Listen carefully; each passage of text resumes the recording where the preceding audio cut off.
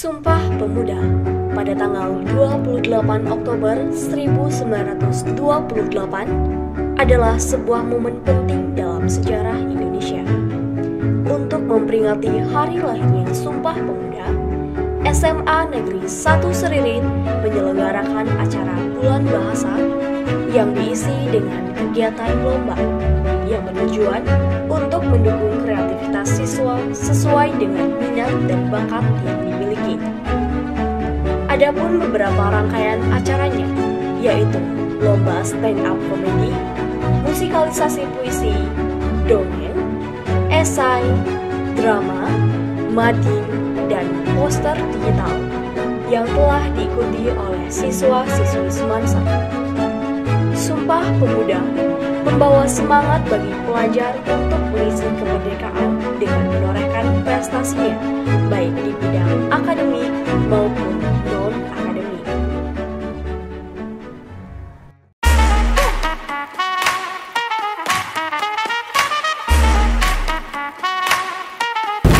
Om Swastiastu. Assalamualaikum warahmatullahi wabarakatuh. Shalom, Namo Buddhaya. salam sejahtera untuk kita semua. Hai Sobat Semanser, selamat datang di Podcast Semanser. Podcast Semanser, milenial, intelijen, berbudaya. Nah, kembali lagi nih bersama kita berdua dengan saya Linda Lestari dan rekan saya Putri Raju yang akan menemani kalian selama 30 menit ke depan. Nah, Sobat Semanser pasti tahu dong kalau hari ini adalah hari yang sangat spesial dan juga bersejarah untuk kita nih, khususnya bangsa Indonesia. Kamu tahu nggak, Raju, kenapa? Tahu dong Kak Linda. Jadi gini Sobat Semanser, hari ini merupakan hari lahirnya Sumpah Pemuda yang bertepatan pada tanggal 28 Oktober. Nah, untuk itu Kita udah kedatangan narasumber spesial nih untuk menemani kita ya. ya. Sobat Semanser di rumah pasti penasaran dong siapa narasumber kita pada hari ini. Penasaran banget sih ya pastinya. Nah, tanpa menunggu lama lagi, Kita sambut saja narasumber kita, yaitu Kak Daniel dan Kak Gandaki. Halo Kak Daniel dan Kak Gandaki. Halo, sapa pemirsa di rumah juga dong. Halo semua. Halo Sobat Semanser. Gimana nih kabarnya hari ini? Ya, baik. Selalu baik ya. Ya, harus Tungkare ya, selalu baik. Kelihatan juga nih dari raut wajahnya. Sangat bahagia sekali ya hari ini. Iya. Dan gimana nih Kak perasaan Kakak di podcast ini, di ruang podcast bersama kami? Pasti senang dong ya? Ya, senang banget ya. Apalagi bisa diundang di sini sebagai narasumber gitu. Ya, kita juga senang ya bisa mewawancarai ke kakak-kakaknya. Iya. Nah, Sobat Semanser, perlu kita ketahui ya mengapa kita mengundang Kak Daniel dan Kak Gandaki, karena mereka adalah siswa-siswi Semanser dengan segudang prestasinya nih, baik di akademis maupun di non-akademis. Salah satunya di sini ada Kak Gandaki yang baru ini telah lolos ke tingkat nasional mewakili Bali dalam ajang lomba fiksi. Benar, Kak? Ya, Stongkara benar. Wah, keren banget sih Kak ya, mewakili Bali ke tingkat nasional. Dan juga di sini ada Kak Daniel nih ya, yang nggak kalah kerennya dengan Kak Gandaki. Sebenarnya sama-sama keren sih ya Kak Linda. Iya dong, jelas. Jadi namanya aja siswa berprestasi, masa sih nggak keren gitu loh. Jadi di sini ada Kak Daniel yang waktu ini pernah meraih juara 2 dalam lomba FLS 2N Kak ya, Iya, yaitu dalam bidang solo gitar. Nah Kak, kan sekarang kita ngomongin tentang prestasi ya. Jadi berkaitan tentang tadi yang lomba fiksi, kalau boleh tahu itu fiksi itu apa sih? Soalnya kalau kita mendengar kata fiksi pasti berhubungan dengan Buku-buku. ya, cerpen. Ya, Jadi sebenarnya cerpen. fiksi itu apa? Oke, benar banget ya. Kalau kita secara awam mendengar kata fiksi itu pasti bayangannya ke cerita khayalan seperti itu ya. Iya. Tapi dalam konteks ini fiksi ini merupakan singkatan dari Festival Inovasi Kewirausahaan Siswa Indonesia gitu. Wah, jadi kewirausahaan Iya, ya. benar banget. Bukan cerpen lagi nih ya. Iya. Dan Mau nanya nih gimana perasaannya ketika Kak Gandaki dapat informasi, wah Kak Gandaki lolos sih ke tingkat nasional gitu. Oke, jadi kan fiksi ini merupakan suatu lomba atau ajang yang emang setiap tahunnya diadakan ya oleh Puspresnas atau Pusat Prestasi Nasional, di mana dinaungi langsung oleh Kementerian Pendidikan Kebudayaan Riset Teknologi gitu, Republik Indonesia. Jadi dan kebetulan di tahun ini SMA kita Ya. kakak dan ada temennya bertim Ya. itu berkesempatan mengikuti ini dan syukurnya itu lolos ke babak ketiga yaitu final. Dan kebetulan finalnya kan di luar daerah gitu, jadinya wah Seneng banget ya pastinya. Itu Lomba sebagai- sekalian jalan-jalan Kak ya. Benar.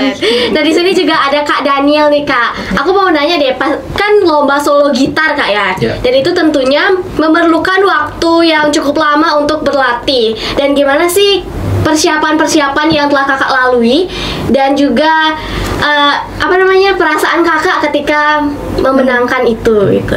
Kalau tanya tentang perasaan, pasti senang ya. Ya. Siapa sih nggak senang dapat juara gitu Iya kan? sih.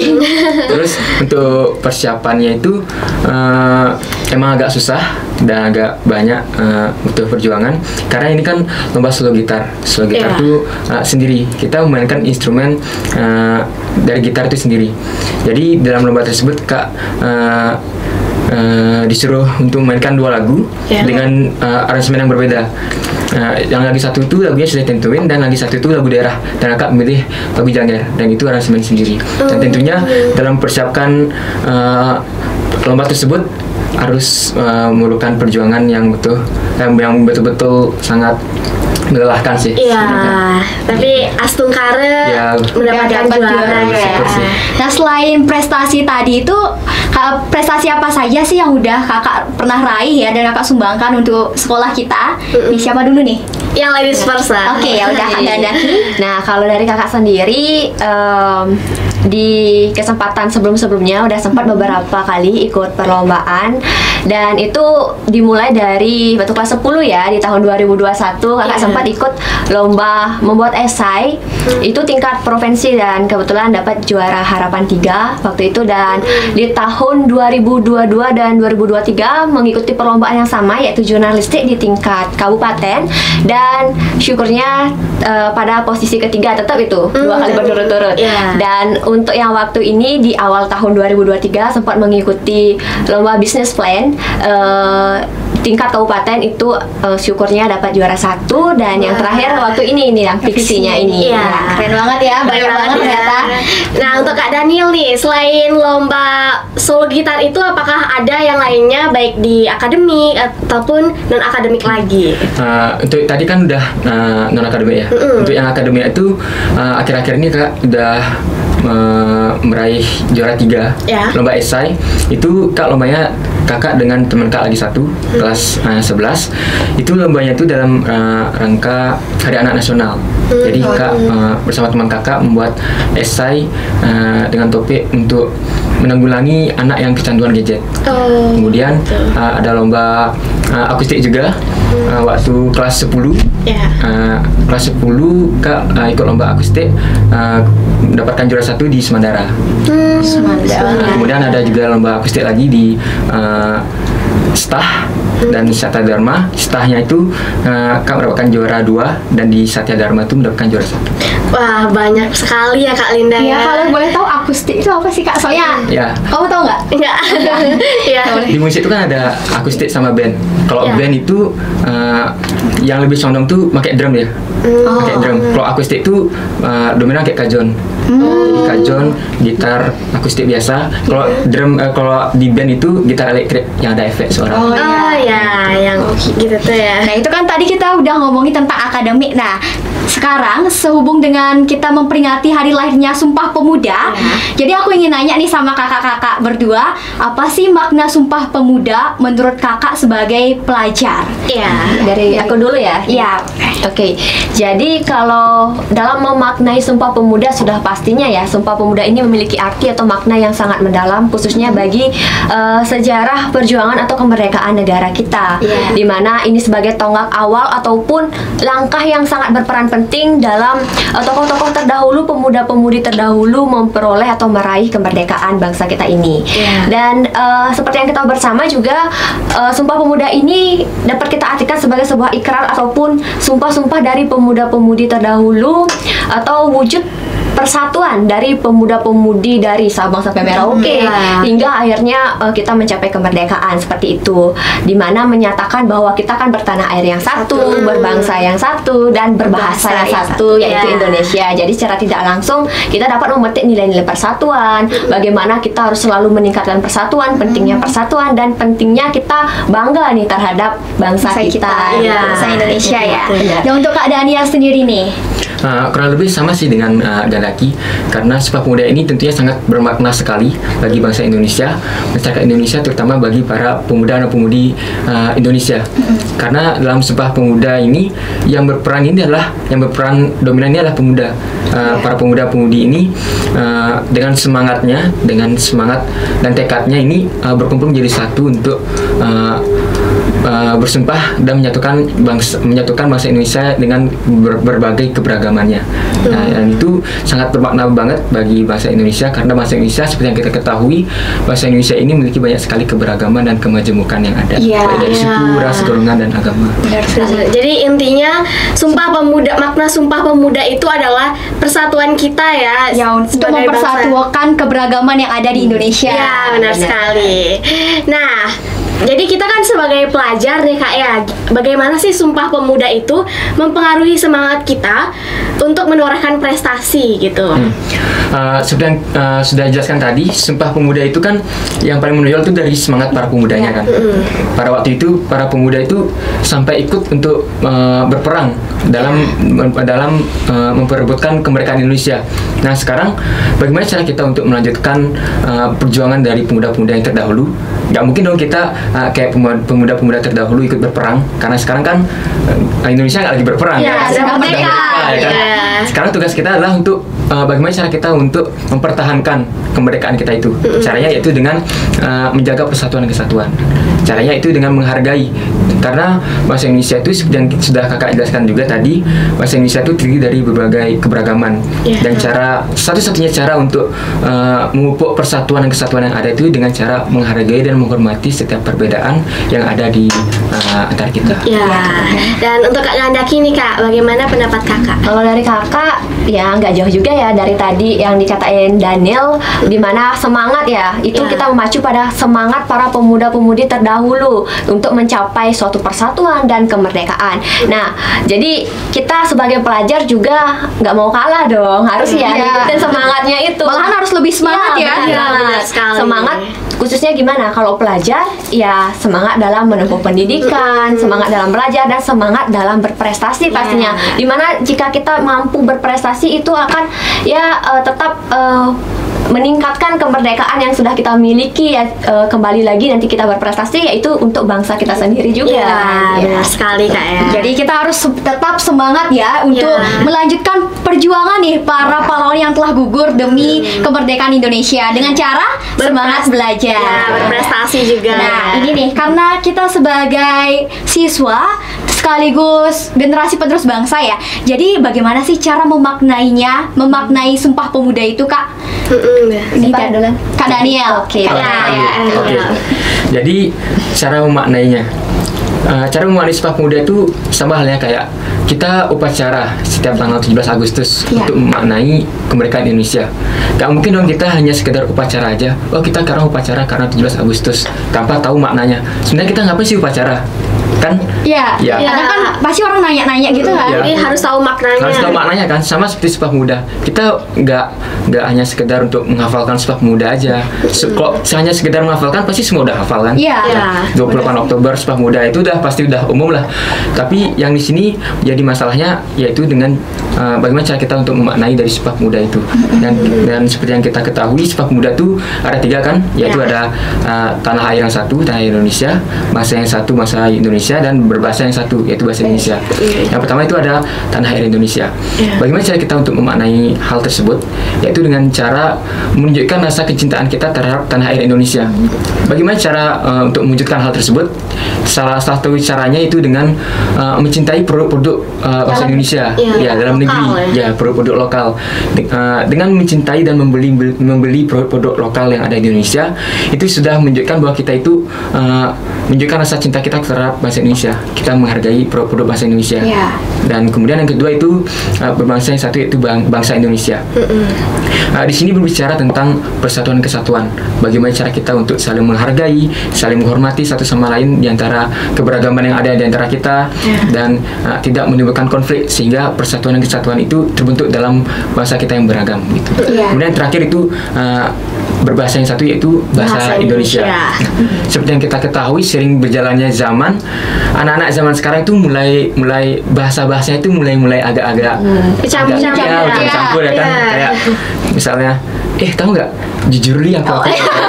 Jujur li itu. Sebenarnya mereka mau kelihatan keren ya. Kelihatan keren dengan mengadaptasi bahasa asing gitu, masukkan ke bahasa Indonesia. Karena kalau hal tersebut kita biarkan dan kita pelihara begitu saja, nanti akan menimbulkan budaya yang baru. Dan budaya berbahasa Indonesia itu akan lama-kelamaan akan hilang. Iya, terus. Jadi kan kita sebagai pemuda penerus generasi bangsa selanjutnya harus bisa untuk berbahasa Indonesia yang baik dan benar. Nah, Sobat Master dengerin tuh dari kata Kak Daniel. Kita itu harus menggunakan bahasa Indonesia yang baik dan benar. Sebenarnya boleh Kak ya. Boleh menggunakan bahasa gaul lah istilahnya. Tapi kita harus tidak melupakan bahasa persatuan kita, yaitu bahasa Indonesia. Ya, jangan terlalu sering ya dicampur-campur. Bener, nanti hilang. Iya. Dan untuk Kak Gandaki gimana nih? Tadi kan udah mendetail banget ya. Jadi kurang lebih sama gimana kita cara saling menghargai, khususnya untuk menciptakan persatuan dan meningkatkan persatuan dalam berbangsa dan bernegara gitu. Tadi juga udah dikatakan bagaimana kita menggunakan bahasa Indonesia yang baik dan benar, mencintai produk lokal untuk mengembangkan produk-produk yang kita miliki. Padahal kan banyak ya sebenarnya, tapi kadang kita kalah dari yang impor-impor gitu. Benar sih. Nah, juga selain itu kan upacara bendera juga sudah kita sering laksanakan, apalagi 28 Oktober kita juga upacara kan, memperingati Sumpah Pemuda. Tapi selain upacara, kita juga bisalah mengikuti kegiatan-kegiatan positif lainnya untuk memperingati Sumpah Pemuda ini sendiri. Dan gak lupa juga bersangkutan sama yang tadi, gimana kita sebagai penerus bangsa, para pemuda harus tetap menggelorakan semangat kita dalam menuntut ilmu, dalam belajar, untuk semangat berprestasi gitu sih. Benar sekali ya. Jadi seperti itu ya Sobat Semanser. Nah Kak, jadi nilai-nilai Sumpah Pemuda itu nilai-nilai apa saja sih yang bisa kita petik dan bisa kita implementasikan dalam kehidupan sehari-hari? Dan juga apakah di sekolah kita ini sudah menerapkannya gitu Kak? Ya, pasti banyak ya nilai positifnya Kak. Benar banget. Nah, dimulai dari aku dulu ya nih. Jadi kalau dilihat dari nilai, banyak banget ya nilainya. Kalau dilihat-lihat, tapi secara umum kita yang paling menonjol itu pastinya nilai persatuan, nilai semangat kebersamaan, bagaimana kita menghargai perbedaan-perbedaan yang ada. Jadi kalau dilihat dari implementasikan apakah ini sudah ada di sekolah atau belum, sudah pastinya ya di Semanser kan kita udah pasti memperingati dengan upacara. Terus selain itu kita juga mengadakan bulan bahasa kan, yang sudah dilewatkan ya Kak ya. Ini kan bisa dilihat dari warga sekolah ini berkolaborasi, mana mendukung secara kompak menyukseskan kegiatan ini. Dari teman-teman kita juga kan yang kompak banget untuk ngikuti lomba-lomba. Di sini bisa dilihat semangat kebersamaannya, persatuannya, serta kita juga saling menghargai. Juga selain itu terus semangat dalam memajukan kesadaran pentingnya kebersamaan, dan dalam menempuh pendidikan itu bagaimana untuk meningkatkan dan mempertahankan kemerdekaan negara kita gitu sih. Mungkin dari Kak Daniel bisa ditambahkan nanti. Untuk nilai-nilainya tadi sudah dijelaskan sama Gandaki ya. Yang paling menonjol tuh rasa semangat untuk bersatu. Karena tadi sudah dibilang bahasa Indonesia tuh banyak banget keberagamannya, kebanyakannya, perbedaannya tuh banyak banget. Jadi dalam Sumpah Pemuda ini makna yang paling menonjol tuh bagaimana semangat untuk kita menyatukan keberagaman tersebut untuk menjadi satu dan menjadi rukun. Dan apabila itu disatukan, maka akan menjadi suatu bangsa yang kukuh dan kuat tentunya. Dan apakah sekolah kita itu sudah mengimplementasikannya, menerapkan nilai tersebut? Menurut Kak sih sudah diterapkan pada sekolah kita, karena yang kita ketahui di sekolah kita itu juga kan sangat beragam kan, terutama pada agamanya. Meskipun kita ada di Bali beragama Hindu yang dominan, namun di sekolah kita itu juga ada agama-agama lain seperti Kristen, Islam, Katolik, Buddha dan sebagainya.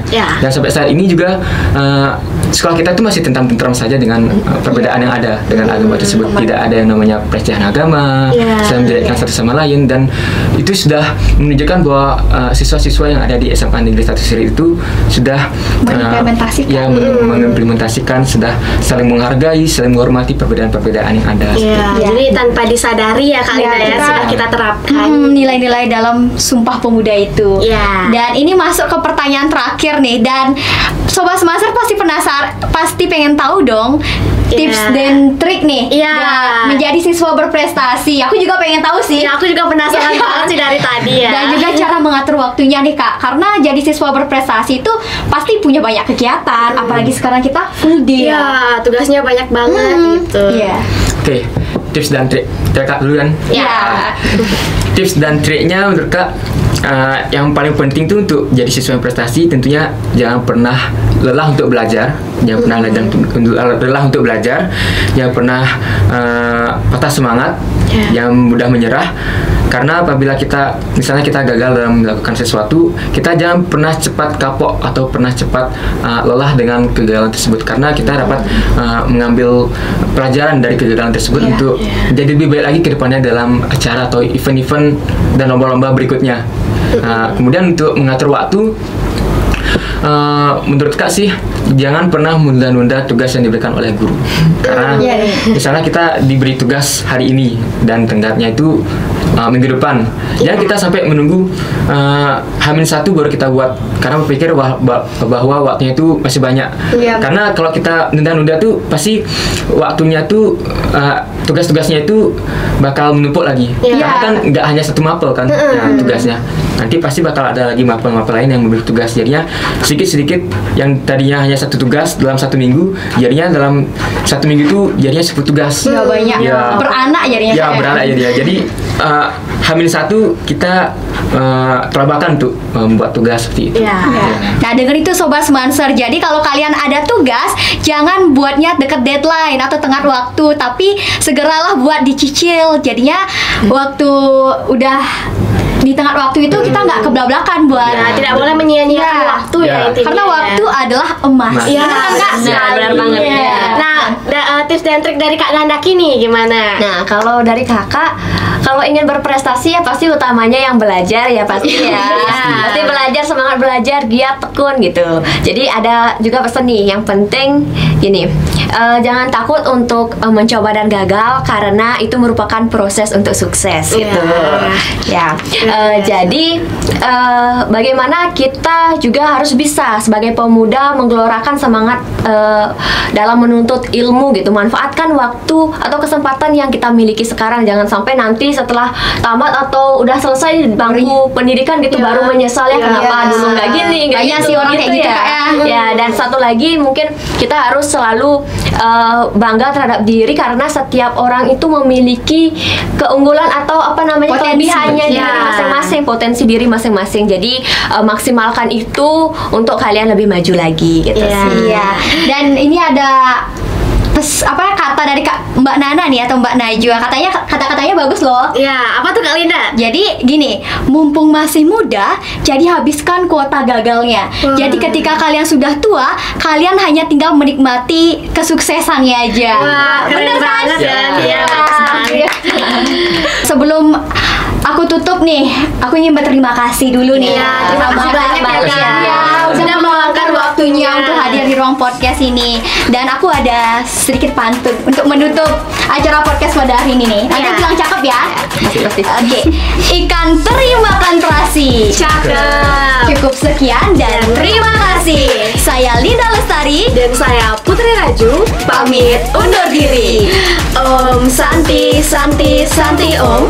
Wassalamualaikum warahmatullahi wabarakatuh. Shalom. Namo Buddhaya. Salam sejahtera untuk kita semua. Podcast Manser, milenial, intelijen, berbudaya. See you the next video.